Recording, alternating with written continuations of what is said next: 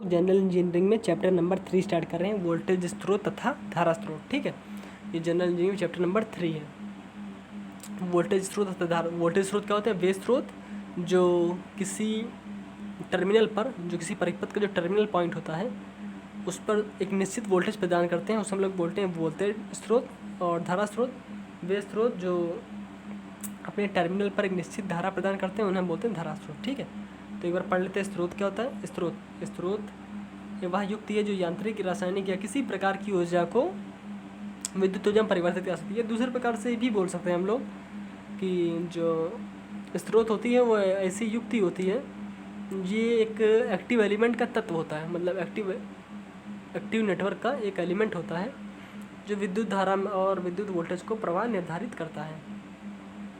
ठीक है, तो स्रोत एक ऐसी युक्ति जो यांत्रिक या रासायनिक ऊर्जा किसी प्रकार की ऊर्जा को विद्युत ऊर्जा में परिवर्तित कर सकती है। दूसरे शब्दों में स्रोत एक सक्रिय नेटवर्क का तत्व। हमने बताया था सक्रिय नेटवर्क क्या होता है? वे नेटवर्क जिनमें से होकर के विद्युत धारा प्रवाहित होती है सक्रिय नेटवर्क कहलाते हैं। उसमें जो एलिमेंट उपस्थित होता है वो भी सक्रिय होना चाहिए। सक्रिय एलिमेंट कैसे होते हैं? जैसे धारा स्रोत और वोल्टेज, ये हमारे सक्रिय एलिमेंट भी हैं।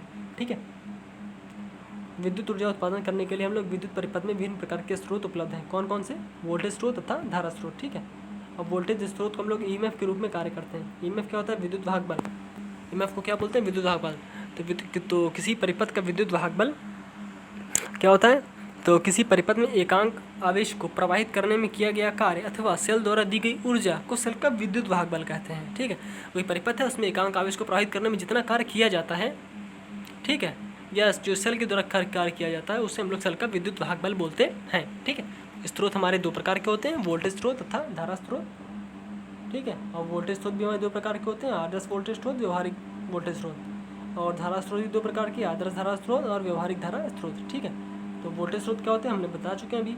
तो ऐसे वोल्टेज स्रोत जो अपने टर्मिनल पर एक निश्चित वोल्टेज प्रदान करते हैं वोल्टेज स्रोत कहलाते हैं। धारा स्रोत ऐसे स्रोत जो अपने टर्मिनल पर एक निश्चित धारा प्रदान करते हैं, धारा स्रोत कहलाते हैं। आदर्श वोल्टेज स्रोत क्या होते हैं? वे वोल्टेज स्रोत जो कि नाम इसका आदर्श है, तो ये वास्तव में पाना संभव नहीं है, ये किसी का नाम ही आदर्श हो सकता है, बाकी कोई भी आदर्श नहीं है। ठीक है, मान लिया जाता है कि ऐसा जब कभी कोई होगा तो ऐसा होगा। ठीक है, आदर्श वोल्टेज स्रोत तो ऐसा वोल्टेज स्रोत जिसका जो अपने टर्मिनल पर एक निश्चित विभवांतर देता है, मतलब जो अपने टर्मिनल पर एक निश्चित वोल्टेज देता है और तथा इसका जो आंतरिक प्रतिरोध होता है वो शून्य होता है।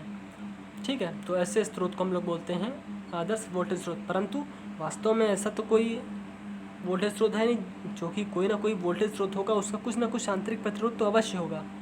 तो जो उस प्रकार जो हमें प्राप्त होता है वोल्टेज स्रोत, उससे हम लोग बोलते हैं व्यवहारिक वोल्टेज स्रोत। ठीक है, आदर्श धारा स्रोत क्या होता है? मतलब आदर्श धारा स्रोत ऐसा धारा स्रोत जो किसी परिपथ में एक निश्चित धारा प्रदान करता है। ठीक है, और इसका मान जो होता है वो लोड प्रतिरोध पर निर्भर नहीं करता है। ठीक है, निर्भर नहीं करता, जैसे मतलब ये आपको समझाते हैं। ये मान लीजिए यहाँ से हमने आई धारा प्रवाहित कर रहे हैं। ठीक है, और ये मान लीजिए लोड प्रतिरोध RL है। ठीक है, अब यहाँ से धारा प्रवाहित हुई, अब ये जिस प्रकार से ये लोड प्रतिरोध बड़ा होगा उसी प्रकार से धारा प्रवाहित होगी। अगर ये लोड प्रतिरोध ज़्यादा है तो धारा कम प्रवाहित होगी,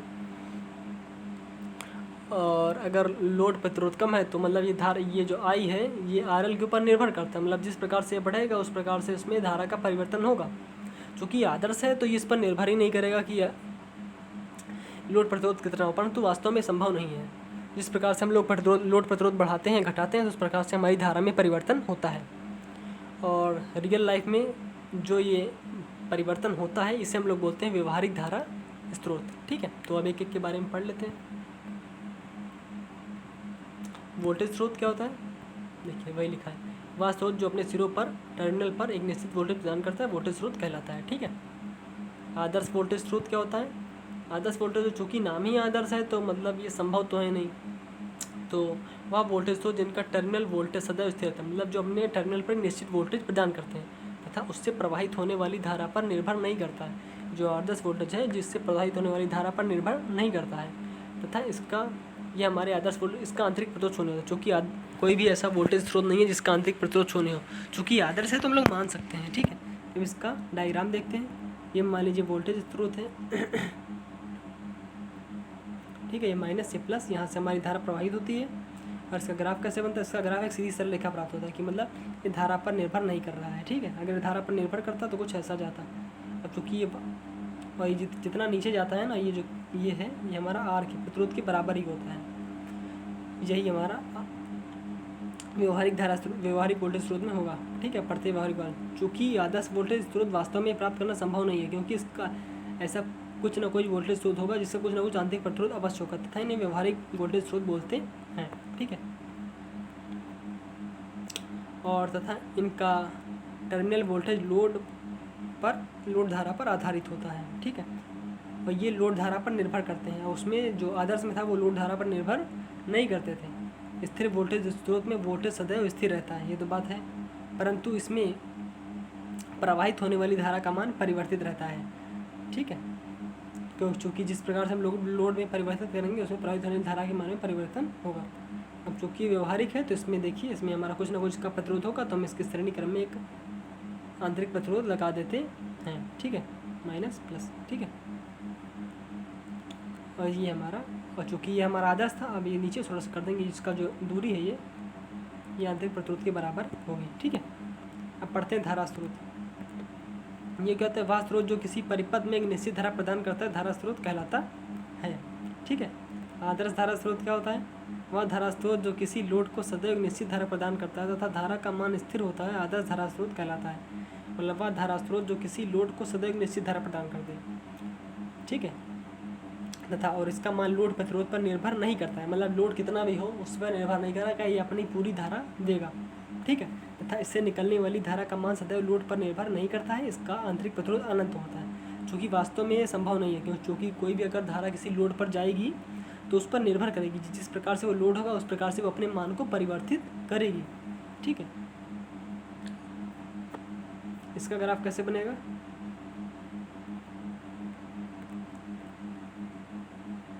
ये मान लीजिए धारा आई है, ये माइनस ये प्लस, और इसका जो आर है वो कितना है? इन्फिनिटी है। इसका ग्राफ कैसे बनेगा? एक सीधी सरल रेखा प्राप्त होगा, ठीक है। अभी ये व्यवहारिक में आएगा तो नीचे आ जाएगा, और यही जो होगा ये उतना नहीं निर्भर करता है, ठीक है। व्यवहारिक धारा स्रोत क्या होता है? वह धारा स्रोत जो किसी लोड पर धारा प्रदान करता है तथा इसका मान जो है ना वो लोड धारा पर निर्भर करता है। मतलब जिस प्रकार से हम धारा को परिवर्तित करेंगे, तो जिस प्रकार से लोड को परिवर्तित करेंगे तो उसमें प्रवाहित होने वाली धारा भी परिवर्तित होगी। तो इस प्रकार के स्रोत को हम लोग व्यवहारिक धारा स्रोत बोलते हैं, ठीक है। इसका डायग्राम कैसे बनेगा?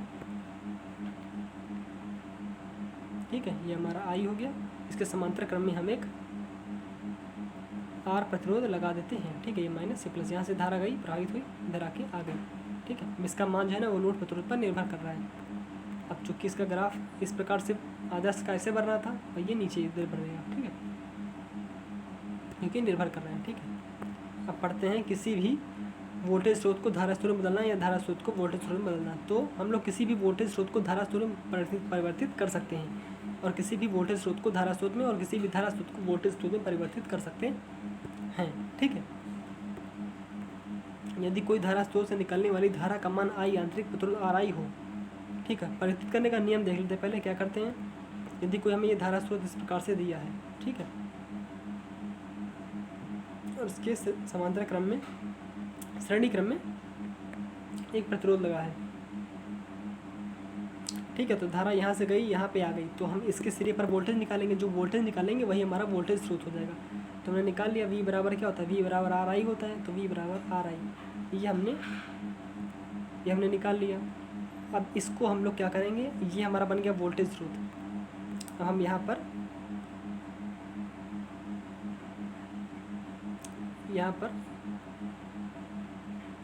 ठीक है, ये माइनस ये प्लस, ये हो गया हमारा वोल्टेज स्रोत। अब इसके श्रेणी क्रम में, और इस जो प्रतिरोध के समांतर क्रम में लगा था, अब इसको हम इसके श्रेणी क्रम में लगा देंगे। बस ये हमारा वोल्टेज स्रोत में परिवर्तित हो जाएगा, ठीक है। क्या है देखिए, पढ़ लेते हैं। यदि कोई धारा स्रोत इससे निकलने वाली धारा का मान आई तथा आंतरिक प्रतिरोध आर आई हो, तो इससे एक वोल्टेज स्रोत में परिवर्तित के लिए प्रथम आर आई के अक्रॉस वोल्टेज पहले वोल्टेज निकालेंगे V बराबर आर आई से, फिर उसके बाद आंतरिक प्रतिरोध को इसके श्रेणी क्रम में जोड़ देंगे, ठीक है। ये हम लोग बड़ी आसानी से वोल्टेज स्रोत धारा स्रोत को वोल्टेज स्रोत में परिवर्तित कर सकते हैं, ठीक है। अब पढ़ेंगे वोल्टेज स्रोत को धारा स्रोत कैसे परिवर्तित करने। बड़ा आसान है, इसका उल्टा प्रोसेस है, ठीक है। इसमें क्या था, ये इधर था, ये माइनस ये प्लस, यहाँ पे वोल्टेज लगा था, इसके श्रेणी क्रम में यहाँ पे आंतरिक विद्युत आई लगा था। इसको परिवर्तित करने के लिए क्या करेंगे, ठीक है, यहाँ पे आई कर लेंगे और इसके समांतर क्रम में आर आई लगा देंगे। क्या करेंगे, अब यहाँ से आई का मान निकालेंगे, आई बराबर वी अपॉन आर से निकालेंगे मान, और जो ये आर आई था इसको समांतर क्रम में जोड़ देंगे। ठीक है, तो क्या लिखा है वही पढ़ लेते हैं। किसी वोल्टेज स्रोत को यदि किसी वोल्टेज स्रोत का टर्मिनल वोल्टेज वी हो, ठीक हो, टर्मिनल वोल्टेज वी तथा उसमें उसका आंतरिक विद्युत आर आई हो, तो वोल्टेज स्रोत में धारा का मान कितना होगा, आई बराबर वी अपॉन आर आई से निकाल लेंगे। इसको ज्ञात करके आंतरिक विद्युत को समांतर क्रम में जोड़ देते हैं। ठीक है, तो वही काम किया गया। ये देखिए था, इसको माइनस ये प्लस में जोड़ करके इसको आई का मान निकाल करके इसमें पुट कर देते हैं, उसके समांतर क्रम में जोड़ देते हैं। ऐसे हमारी बड़ी आसानी से हम लोग धारा स्रोत को वोल्टेज स्रोत में परिवर्तित कर लेते हैं। ठीक है, ये हमारा चैप्टर नंबर 3 समाप्त हो गया। आज हम आपको एक कहानी सुनाते हैं। एक बार क्या हुआ, एक बार एक बाप और एक बेटी एक नदी पार कर रहे थे। तो जब नदी की बीच धारा में पहुंच गए तो बेटी ने बाप का हाथ पकड़ा हुआ था, तो बेटी ने अपने पिता से कहा कि पापा आप मेरा हाथ पकड़ लो। तो पिता ने कहा अरे बेटी तू मेरा हाथ पकड़े या मैं तेरा हाथ पकड़ूँ, बात तो एक ही है। तो बेटी ने कहा नहीं पापा, बेटी का जवाब सुनिएगा, साथ लेके जाइएगा। बेटी ने कहा कि पापा धारा का बहाव तेज हुआ तो मेरा हाथ छूट सकता है आपसे, पर यदि आप मेरा हाथ पकड़ेंगे तो बहाव कितना भी हो, कितना भी तेज हो, आप मेरा हाथ कभी नहीं छोड़ोगे। तो ये छोटी सी कहानी बहुत अच्छी शिक्षा दे करके जाती है। ठीक है, कि आप साथ करिए अपने गुरुजनों का, वो आपका हाथ कभी नहीं छोड़ेंगे। ठीक है, तो वीडियो पसंद आया तो लाइक करिएगा।